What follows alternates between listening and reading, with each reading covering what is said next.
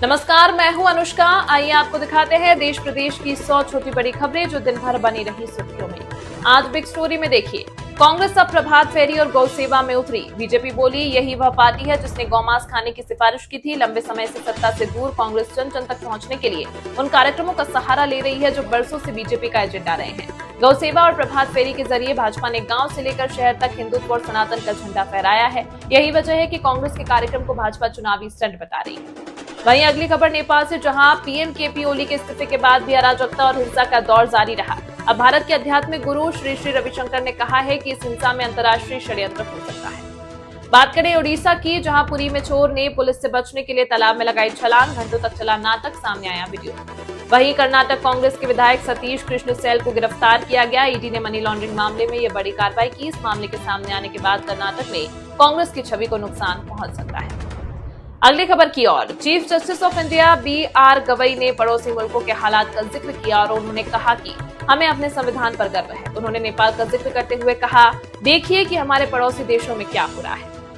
चुनाव से ठीक पहले बिहार के लिए एक और बड़े प्रोजेक्ट को मंजूरी। कई बड़े शहरों से होकर गुजरेगा 4 लेन हाईवे, 4 लेन का एक्सप्रेस कंट्रोल्ड कॉरिडोर जिसमें टोल टैक्स की सुविधा है और 100 किलोमीटर प्रति घंटा की डिजाइन स्पीड के साथ 80 किलोमीटर प्रति घंटा की औसत वाहन गति को सपोर्ट करता है, जो कुल यात्रा समय को लगभग 1.5 घंटे तक कम कर देगा। नेपाल में फंसे बीजेपी नेता समेत यूपी के 10 व्यापारी, परिजनों से टूटा संपर्क। वीडियो आया, वीडियो बनाकर सुनाई आप बीती। ये सभी लोग 7 सितंबर को काठमांडू स्थित पशुपतिनाथ भगवान के दर्शन के लिए गए थे। वहीं अगली खबर, राहुल गांधी रायबरेली दौरे पर हैं। ऐसे में बीजेपी कार्यकर्ताओं ने इनका विरोध किया है और राज्य मंत्री दिनेश प्रताप सिंह ने लखनऊ प्रयागराज नेशनल हाईवे पर समर्थकों के साथ धरना दिया और पीएम मोदी की मां के अपमान का मुद्दा उठाया। दिल्ली पुलिस ने बड़े जासूसी मॉड्यूल का पर्दाफाश किया। आरोपी गिरफ्तार, पाकिस्तान से ऑपरेट हो रहे थे 11 भारतीय से। दिल्ली पुलिस के एएसआई राकेश कुमार को 15,000 रुपए की रिश्वत लेते समय विजिलेंस यूनिट ने रंगे हाथों पकड़ा। विजिलेंस टीम को देखकर उसने पैसे हवा में उछाल दिए, जिससे 5,000 रुपए भीड़ ने लूट लिए। आरोपी झूठे केस में फंसाने की धमकी देकर रिश्वत मांग रहा था। बात करें अगली खबर की, आम आदमी पार्टी के नेता सौरभ भारद्वाज ने भाजपा पर दुर्गा पूजा आयोजकों को प्रधानमंत्री की तस्वीर देवी दुर्गा की प्रतिमा के पास लगाने का निर्देश देने का आरोप लगाया। उन्होंने इसे आस्था का राजनीतिकरण बताया और कहा है कि यह पहले कभी नहीं हुआ है। एमपी में आईटी ने 8,000 की नौकरी करने वाले शख्स को भेजा 46 करोड़ रुपए का नोटिस। डर के मारे छोड़ दी नौकरी। भिंड के कुक रविंद्र सिंह को 46 करोड़ का नोटिस मिला। यह नोटिस इनकम टैक्स विभाग की तरफ से दिया गया है। पीड़ित का दावा है कि वह 8 से 10,000 रुपए महीना कमाता है। उसके साथ फर्जीवाड़ा हुआ है। वहीं अगली खबर आ रही है राजस्थान के झुंझुनू जिले से, जहां गोड़ा गोरजी क्षेत्र की कनिका ढाड़ी में मिली युवती की हत्या। मुंह में घास ठूसी, चुन्नी से गला घोटा। घर से 150 मीटर दूर खेतों में मिली युवती की लाश, मचा बवाल। बात करें महाराष्ट्र की, जहां सोलापुर बार्शी तहसील में लावड़ी डांसर के चक्कर में एक युवक की जान चली गई है। युवक की लाश कार में मिली। युवक के सिर में गोली लगी हुई है। युवकों ने एक विशाल अजगर को मार डाला, फिर उसके पेट को चीरकर उसमें फंसी हुई बकरी को भी बाहर निकाला। इसका वीडियो सामने आया है जो कि काफी डरावना है। हरिद्वार से आ रही है खबर, जहां रुड़की में हो रहा सांपों के जहर का अवैध कारोबार। छापेमारी में कोबरा और रसेल वाइपर समेत 86 जहरीले सांप बरामद। नौकरी लगते ही एक और पत्नी के बदल गए बोल। अब कह रही पति के साथ नहीं रहना। धोखे से हुई थी शादी। एक पति ने पत्नी पर धोखा देने का आरोप लगाया है। आरोपी की पत्नी के दिल्ली पुलिस में कांस्टेबल बनते ही इसने पति को छोड़ दिया। इसके अलावा देश प्रदेश, क्राइम, खेल, मनोरंजन व व्यापार जगत से जुड़ी 100 खबरें बिग स्टोरी। 2 दिन जबरदस्त हिंसा के बाद अब सेना के कंट्रोल में नेपाल। संसद, राष्ट्रपति भवन, एयरपोर्ट पर जवान तैनात। कल सुबह 6 बजे तक पूरे नेपाल में कर्फ्यू लागू। नेपाल में हिंसा से हुई भारी तबाही। काठमांडू का हिल्टन होटल पूरी तरह से जगता। नेपाली आर्मी की जनता से अपील, जिन लोगों ने भी हथियार लूटे उसे लौटाएं। हिंसा के बीच नेपाल की सर्वोच्च अदालत में सुनवाई स्थगित। आगजनी की घटना के बाद सुनवाई अगले निर्देश तक स्थगित की गई। मुख्य रजिस्ट्रार ने आदेश दिया। काठमांडू में प्रदर्शनकारियों ने कार शोरूम में तोड़फोड़ और आगजनी की। गाड़ियां जलकर राख हुई। नेपाल में प्रदर्शनकारियों ने सरकारी टीवी चैनल कांतिपुर के मुख्यालय को भी फूंका। आसमान में छाया काले धुएं का गुबार। नेपाल में प्रदर्शन के दौरान लूट लिए गए हथियार। जिंजी नेपाल का सोशल मीडिया पर पोस्ट, हथियार लूटने वालों पर कार्रवाई हो। नेपाल में हिंसक प्रदर्शन के बाद लौट रहे भारतीय नागरिक। तनावपूर्ण स्थिति को देखते हुए वापस आ रहे लोग। बिहार के रक्सौल से नेपाल बॉर्डर पर आवाजाही बंद। दोनों तरफ से लोगों की आवाजाही पर पाबंदी। कई लोग फंसे। आंध्र प्रदेश के 215 लोग नेपाल में फंसे। मंत्री नारा लोकेश ने बचाव कार्यों की समीक्षा की। सुरक्षित वापस लाने का आश्वासन दिया। दिल्ली में नेपाली एम्बेसी की बढ़ाई गई सुरक्षा। दूतावास के बाहर बड़ी संख्या में पुलिस बल तैनात। यूएन महासचिव एंटोनियो गुटेरेस ने नेपाल हिंसा पर जताई चिंता, प्रदर्शनकारियों से शांति की अपील, बोले शांतिपूर्ण तरीके से प्रदर्शन हो, मौजूदा हालात पर हमारी नजर। आध्यात्मिक गुरु श्री श्री रविशंकर से नेपाल हिंसा में अंतर्राष्ट्रीय षड्यंत्र की आशंका जताई, बोले हिंसा के पीछे कोई अंतर्राष्ट्रीय षड्यंत्र की संभावना, युवाओं में फ्रस्ट्रेशन बढ़ा। शिवसेना यूबीटी नेता संजय राउत ने नेपाल की तुलना भारत से की, नेपाल की तरह भ्रष्टाचार और तानाशाही हमारे देश में भी है। बहराइच बॉर्डर तक पहुंची नेपाल हिंसा की आग, बहराइच के पास नेपालगंज में जबरदस्त हिंसा, सीमा पर सेना और आर्म्ड पुलिस तैनात। नेपाल में फंसे यूपी के लोगों के लिए हेल्पलाइन नंबर जारी, योगी सरकार ने 3 हेल्पलाइन नंबर और 1 व्हाट्सएप नंबर जारी किया। नेपाल में हिंसक प्रदर्शन के बीच सीमा से सटे यूपी के जिलों में हाई अलर्ट। गोरखपुर में सीएम योगी ने पंडित गोविंद वल्लभ पंत को अर्पित की पुष्पांजलि, यूपी के पहले सीएम थे पंडित गोविंद वल्लभ पंत। गोरखपुर में योगी आदित्यनाथ ने लगाया जनता दरबार, लोगों की सुनी समस्या, अधिकारियों को निर्देश। प्रधानमंत्री की वाकआउट शब्द के खिलाफ रायबरेली में राहुल गांधी का विरोध, मंत्री दिनेश प्रताप सिंह ने कार्यकर्ताओं के साथ गो बैक के नारे लगाए। प्रदर्शनकारियों ने राहुल गो बैक के नारे लगाए, पीएम मोदी के मां के अपमान को लेकर प्रदर्शन। रायबरेली में राहुल गांधी बोले कि इस समय वोट चोर, गद्दी चोर मुख्य नारा पूरे देश में साबित हुआ। डेप्यूटी सीएम केशव प्रसाद मौर्य बोले उपराष्ट्रपति चुनाव में एनडीए की ऐतिहासिक जीत, इंडी गठबंधन ध्वस्त हो गया, हम बिहार और फिर यूपी जीतेंगे। भारतीय वन सेवा के अधिकारी रहे हरदोई के कृष्ण मोहन बने राम जन्मभूमि न्यास के नए ट्रस्टी, कामेश्वर चौपाल के निधन के बाद खाली हो गई थी जगह। पीएम मोदी 11 सितंबर को वाराणसी जाएंगे, मॉरिशस के प्रधानमंत्री के साथ करेंगे द्विपक्षीय वार्ता। 9 से 16 सितंबर तक भारत के दौरे पर मॉरिशस के प्रधानमंत्री। 11 सितंबर को पीएम मोदी देहरादून जाएंगे, उत्तराखंड में बाढ़ प्रभावित इलाकों का हवाई सर्वे करेंगे।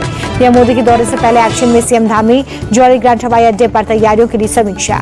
अमेरिकी राष्ट्रपति ट्रंप का टैरिफ पर बड़ा बयान, कहा टैरिफ पर भारत अमेरिका के बीच बातचीत जारी, महान देश सफल नतीजे पर पहुंचेंगे। ट्रंप के भारत अमेरिकी ट्रेड को लेकर ट्वीट पर पीएम मोदी का जवाब, कहा भारत अमेरिका घनिष्ठ मित्र, उम्मीद है कि जल्द व्यापार वार्ता पूरी होगी। पीएम मोदी बोले राष्ट्रपति ट्रंप से बातचीत के लिए उत्सुक, दोनों देशों के लिए एक उज्जवल भविष्य और समृद्ध भविष्य के लिए मिलकर काम करेंगे। जम्मू कश्मीर की डोडा में आप विधायक महराज मलिक की गिरफ्तारी के खिलाफ प्रदर्शन, हालात बेकाबू, प्रशासन ने कर्फ्यू लगाया, इंटरनेट सेवा बंद। महराज की गिरफ्तारी के खिलाफ हंगामा बरपा, प्रदर्शनकारियों ने प्रशासन और आईजी के खिलाफ नारेबाजी की, रिहाई की मांग। आप विधायक महराज मलिक के समर्थन में उतरे संजय सिंह, पीएसए लगाने का काम जो किया गया उसे असंवैधानिक बताया। मनी लॉन्ड्रिंग मामले में कर्नाटक कांग्रेस विधायक सतीश कृष्णा सेल गिरफ्तार, 1.5 करोड़ से ज्यादा कैश, 6 करोड़ से ज्यादा सोना बरामद।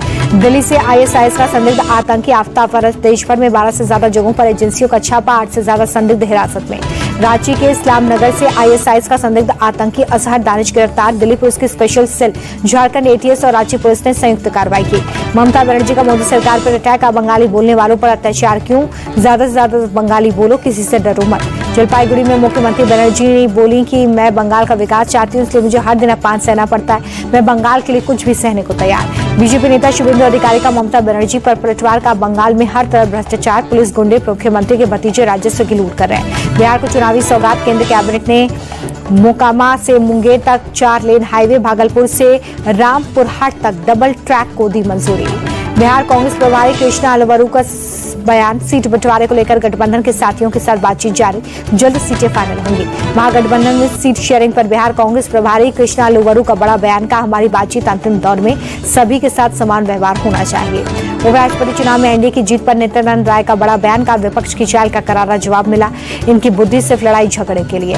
उपराष्ट्रपति के चुनाव में सीपी राधाकृष्णन की जीत पर बीजेपी नेता शहनवाज हुसैन बोले, सीपी राधाकृष्णन को विपक्ष के भी वोट मिले, ये बहुत बड़ी जीत है, उन्हें आत्मचिंतन की जरूरत। क्रॉस वोटिंग पर बिहार के मंत्री अशोक चौधरी का बयान, कहा इंडी गठबंधन के कुछ लोगों को प्रधानमंत्री के नेतृत्व पर भरोसा। उपराष्ट्रपति चुनाव में विपक्ष के 10 से ज्यादा विपक्षी सांसदों के वोट अवैध रहे, सूत्रों के मुताबिक आप के 3, आरजेडी के 2, शिवसेना यूबीटी गुट के 2 और जेएमएम के 1 सांसद ने क्रॉस वोटिंग की। इंडी गठबंधन के सांसदों की क्रॉस वोटिंग पर तेजस्वी यादव का बयान, का हमारी पार्टी से कोई क्रॉस वोटिंग नहीं हुई, सभी 9 सांसदों ने एक पक्ष के लिए वोट किया। सीपी राधाकृष्णन की जीत पर बोले कांग्रेस चीफ मल्लिकार्जुन खड़गे, संविधान को बचाना, लोकतंत्र की रक्षा करना हमारा मुख्य मुद्दा। खड़गे के बयान पर बीजेपी सांसद प्रवीण खंडेलवाल का बयान, कांग्रेस वाले लोकतंत्र बचाने की बात करते हैं तो हंसी आ जाती है। आरजेडी सांसद मनोज झा ने सीपी राधाकृष्णन को दी बधाई, कहा कि उम्मीद है कि वो सर्वपल्ली राधाकृष्णन वाली परंपरा को निभाएंगे। माई बहन योजना का फॉर्म भरवाने को लेकर आरजेडी पर भड़के नित्यानंद राय, कहा झूठ और भ्रम फैलाना आरजेडी का इतिहास, जनता इनके झांसे में नहीं आएगी। पटना में जेडीयू दफ्तर के बाहर बिजली कर्मियों का प्रदर्शन, स्मार्ट मीटर के चलते नौकरी छीनने के बाद वैकल्पिक नौकरी देने की मांग। 1,13,00,000 लाभार्थियों के खाते में पहुंची सामाजिक सुरक्षा पेंशन की योजना की रकम। नीतीश कुमार ने 1,263 करोड़ से ज्यादा की राशि ट्रांसफर की। भारतीय नागरिक बनने से पहले वोटर लिस्ट में था सोनिया गांधी का नाम। राउज एवेन्यू कोर्ट ने एफआईआर दर्ज करने की मांग पर फैसला सुरक्षित रखा। सुप्रीम कोर्ट पहुंचा दिल्ली दंगों का आरोपी उमर खालिद, जमानत के लिए लगाई गुहार। हाईकोर्ट खारिज कर चुका है याचिका। दिल्ली की सीएम रेखा गुप्ता ने IHBS अस्पताल का निरीक्षण किया। इलाज कराने आए लोगों से भी की बातचीत। स्वतंत्रता सेनानी गोविंद वल्लभ पंत की जयंती आज। लोकसभा स्पीकर ओम बिरला ने अर्पित की पुष्पांजलि। दिल्ली विधानसभा अध्यक्ष विजेंद्र गुप्ता मौजूद रहे। पुणे में सुप्रिया सुले की अगुवाई में एनसीपी शरद गुट का विरोध प्रदर्शन। महाराष्ट्र सरकार के जन सुरक्षा विधेयक के खिलाफ हल्ला बोल। दिल्ली में रक्षा मंत्री राजनाथ सिंह से मिले तेलंगाना के मुख्यमंत्री रेवंत रेड्डी। कई अहम मुद्दों पर दोनों के बीच में बातचीत। कोलकाता में निवेश अवसरों पर कार्यक्रम में एमपी के सीएम मोहन यादव हुए शामिल। कोलकाता के कारोबारियों से 1-to-1 की बात। मध्य प्रदेश में निवेश करने पर मदद का भरोसा। निवेशकों को एमपी में लागू 18 नई निवेश नीतियों की जानकारी दी गई। आईटी, टेक्सटाइल और रिन्यूएबल एनर्जी पर निवेश की अपील। सीएम मोहन यादव ने श्याम प्रसाद मुखर्जी को याद किया। बोले कि उनकी वजह से देश में एक विधान, एक प्रधान और एक संविधान लागू। बाढ़ पीड़ित पंजाब की आर्थिक मदद पर सियासी घमासान। मंत्री हरपाल सिंह चीमा बोले 1600 करोड़ की मदद देकर प्रधानमंत्री ने पंजाब का अपमान किया। पंजाब के फाजिल्का में बाढ़ से बिगड़े हालात। सेना के जवान पहुंचा रहे हैं राहत सामग्री। लोगों को बचाने का भी काम जारी। पंजाब के गवर्नर गुलाब चंद कटारिया बाढ़ प्रभावित क्षेत्रों का हवाई सर्वे करते नजर आए। बारिश से हुए नुकसान का लिया जायजा। जम्मू में आज से फिर स्कूल खुले। स्कूल जाने को लेकर बच्चों में दिखा उत्साह। बाढ़ बारिश के चलते काफी दिनों से बंद थे। दिल्ली में यमुना का जलस्तर घटा, खतरे के निशान से काफी नीचे पहुंचा। प्रभावित इलाकों में बाढ़ का पानी धीरे धीरे कम होने लगा है। उत्तराखंड के टीटी गढ़वाल में बाढ़ बड़ा हादसा। ऋषिकेश रोड पर यात्रियों से भरी बस पलटी। 2 लोगों की मौत, 12 लोग जख्मी। हरदोई में कोचिंग से लौट रही छात्रा से छेड़छाड़। शोर मचाने पर लोगों ने आरोपी को पीटा। पुलिस ने किया गिरफ्तार। कन्नौज में दबंगों की गुंडागर्दी। टावर कर्मचारी को बेरहमी से पीटा। पिटाई का फुटेज आया सामने। यूपी के पीलीभीत में साधु बनकर घूम रहे 2 मुस्लिम युवक पकड़ाए। हिंदू महासभा संगठन के कार्यकर्ताओं ने पुलिस के हवाले किया। बिजनौर में युवक ने की हवाई फायरिंग। तमंचा लहराते वीडियो सोशल मीडिया पर वायरल। जांच में जुटी पुलिस। झांसी में दबंगों ने चैम्बर में घुसकर डॉक्टर को पीटा। सही से इलाज नहीं मिलने पर की पिटाई। पुलिस ने एक आरोपी को अरेस्ट किया। मेरठ की चर्चित अब्दुल्ला रेसिडेंसी पर बड़ा एक्शन। कॉलोनी का अवैध हिस्सा बुलडोजर से ध्वस्त किया गया। मालिकों के खिलाफ मुकदमा दर्ज। सीतापुर में भीषण सड़क हादसा। ट्रक की टक्कर से ट्रैक्टर ट्रॉली सवार 3 लोगों की दर्दनाक मौत, एक की हालत गंभीर। मेरठ पुलिस ने 4 हथियार तस्करों को दबोचा। एनकाउंटर में एक तस्कर के पैर पर गोली लगी। आरोपियों के पास से कई हथियार मिले। रायपुर में सीएम साय ने अजीम प्रेमजी स्कॉलरशिप योजना का किया शुभारंभ। 10वीं और 12वीं पास करने पर छात्रों को 30,000 रुपए की मिलेगी मदद। मध्य क्षेत्र आदिवासी विकास प्राधिकरण की बैठक में बोले सीएम साय। अधिकारियों से विकास कार्यों के लिए जानकारी। स्वच्छ वायु सर्वेक्षण के 10 लाख से ज्यादा आबादी वाले शहरों में रायपुर 11वें नंबर पर। 3 से 10 लाख की आबादी वाली कैटेगरी में 20वें पायदान पर कोरबा। दिल्ली के पीठ बिहार में शोरूम की पहली मंजिल से सड़क पर गिरी था। नींबू पर पहिया चढ़ाने की उत्सुकता में ज्यादा एक्सीलेटर दबाने से हादसा। महाराष्ट्र के लातूर में कोयता गैंग का आतंक। होटल में मामूली कासूरी में युवक पर हमला। पुलिस की 2 टीमें तलाश में जुटी। महाराष्ट्र के संभाजीनगर में हैरान करने वाला मामला। समृद्धि एक्सप्रेस वे पर अज्ञात लोगों ने कीले ठोकी। कई गाड़ियों के टायर फटने से हाईवे पर लंबा जाम। जालंधर में चलते ऑटो में महिला से लूट। जान बचाने के लिए ऑटो से लटकी महिला। पुलिस ने 2 आरोपियों को गिरफ्तार किया। तेजी के साथ बंद हुआ शेयर बाजार। सेंसेक्स 324, निफ्टी 105 अंकों के उछाल के साथ बंद। अमेरिकी डॉलर के मुकाबले रुपए में 5 पैसे की बढ़त। $1 की कीमत 28 रुपए 10 पैसे। सोने की कीमत में 66 रुपए की गिरावट। 24 कैरेट सोने का रेट 1,09,409 प्रति 10 ग्राम। चांदी के दाम में 626 रुपए की गिरावट। 1 किलो चांदी की कीमत 1,24,140। मेरठ में हिंदू समुदाय के लोगों को जमीन न बेचे जाने को लेकर चर्चा में आई अब्दुल्ला कॉलोनी पर आखिरकार बुलडोजर चल ही गया। इस कॉलोनी की शिकायत उत्तर प्रदेश सरकार में राज्य मंत्री सोमेंद्र तोमर ने की थी और इस बात का अंदेशा भी उन्होंने जताया था कि अगर शिकायत के आधार पर चल रही जांच में कुछ खामियां मिलती हैं तो कॉलोनी पर बुलडोजर गरजेगा। जिसके बाद कॉलोनी पर बुलडोजर चलाते हुए कॉलोनी के द्वारा आवास विकास की अवैध रूप से कब्जाई गई जमीन को कब्जा मुक्त कराया गया। साथ ही साथ इस मामले में कॉलोनाइजरों के खिलाफ मुकदमा भी दर्ज किया गया है।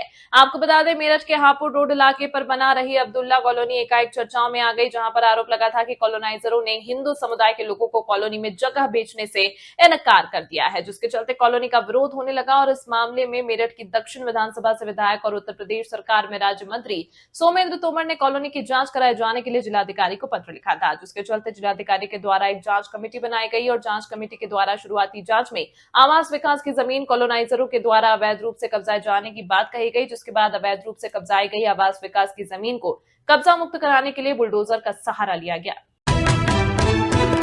उत्तर प्रदेश के जनपद शामली के जिला संयुक्त चिकित्सालय में कुछ कथित किसान नेताओं द्वारा अस्पताल में कार्यरत एक स्वास्थ्य कर्मी के साथ अभद्रता किए जाने व उस पर उसके कार्य से अलग कार्य करने का दबाव बनाने का मामला सामने आया है, जिसके चलते अस्पताल में तैनात तमाम चिकित्सकों एवं स्वास्थ्य कर्मियों में भारी आक्रोश है।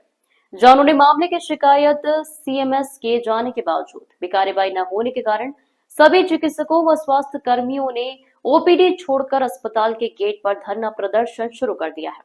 हालांकि धरना प्रदर्शन के दौरान भी इमरजेंसी सेवाएं निरंतर जारी है।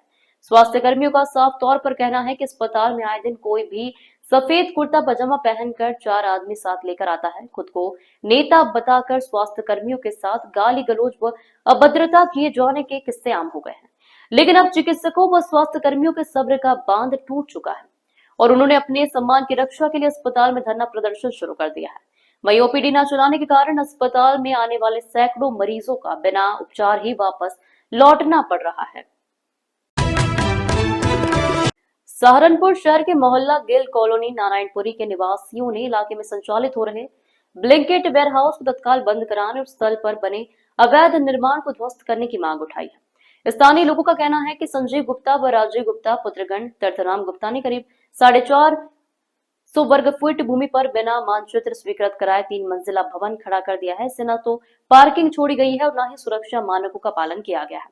आवासीय भवन को बाद में कमर्शियल उपयोग हेतु किराए पर देकर ब्लिंकेट वेयर हाउस संचालित किया जा रहा है। निवासियों का आरोप है कि वेयर हाउस पर तैनात करीब 100 डिलीवरी बॉय दिन रात गली में भीड़ लगाए रहते हैं। कई बार नशाखोरी, गाली गलौज और छेड़छाड़ की घटनाएं भी सामने आई हैं। इससे मंदिर जाने वाली महिलाओं व आर्य कन्या इंटर कॉलेज की छात्राओं को काफी परेशानी हो रही है। लोगों ने यह बताया कि ये रात को 2 बजे तक ट्रक आने जाने से शोरगुल बना रहता है और बड़े एसी व जनरेटर की आवाज से मोहल्ले का वातावरण खराब हो रहा है। फायर सुरक्षा उपकरण भी नहीं लगाए गए हैं, जिससे बड़ा हादसा होने की आशंका बनी रहती है। मोहल्ले वासियों ने जिला प्रशासन से मांग की है कि इस अवैध निर्माण को गिराकर वेयरहाउस बंद कराया जाए। सहारनपुर के विनय विहार में सामाजिक बदलाव की नई शुरुआत हुई है। बसपा नेता हंसराज गौतम ने अपनी पत्नी की 13वीं पर मृत्यु भोज नहीं देने का फैसला किया। उनके इस कदम को समाज में सराहा जा रहा है। भारतीय शिक्षा चैरिटेबल ट्रस्ट के राष्ट्रीय अध्यक्ष जयराज गौतम ने बताया कि 21 सितंबर से ग्रामीण क्षेत्र में मृत्यु भोज खत्म करने की मुहिम शुरू हुई थी। अब यह पहल शहर में भी पहुंच गई है। उन्होंने कहा कि मृत्यु के बाद दिखावे में पैसे खर्च करना या कर्ज लेना उचित नहीं है। गांव में इस रिवाज के कारण कई परिवार कर्ज में डूब जाते हैं। लोग सामाजिक दबाव में हजारों लाख रुपए खर्च कर भोज का आयोजन करते हैं। कहीं लड्डू, रसगुल्ले तो कहीं महंगे पकवान बनवाते हैं। यह सिर्फ दूसरों को दिखावे के लिए होता है। हंसराज गौतम ने कहा कि उनके परिवार का हर सदस्य इस फैसले के साथ है। उन्होंने सभी समाज से इस दिशा में आगे आने की अपील की है। विनय विहार में कई लोगों ने मौके पर ही प्रण लिया कि वे भी अपने परिवार में मृत्यु भोज का आयोजन नहीं करेंगे। सामाजिक कार्यकर्ताओं का कहना है कि शहरी और ग्रामीण क्षेत्र के लोग मिलकर इस कुप्रथा का विरोध करें। इससे आने वाले समय में यह प्रथा समाप्त हो सकती है। सहारनपुर से शुरू हुई यह पहल अब पूरे प्रदेश में फैल रही है। भारत का पड़ोसी नेपाल इस समय गहरे राजनीतिक संकट में फंस गया है। भ्रष्टाचार विरोधी हिंसक आंदोलन के बीच देश के प्रधानमंत्री केपी शर्मा ओली ने इस्तीफा दे दिया है। जुलाई 2024 में चौथी बार पद संभालने वाले ओली इस हिमालयी देश में पद छोड़ने वाले सबसे नए नेता बन गए हैं।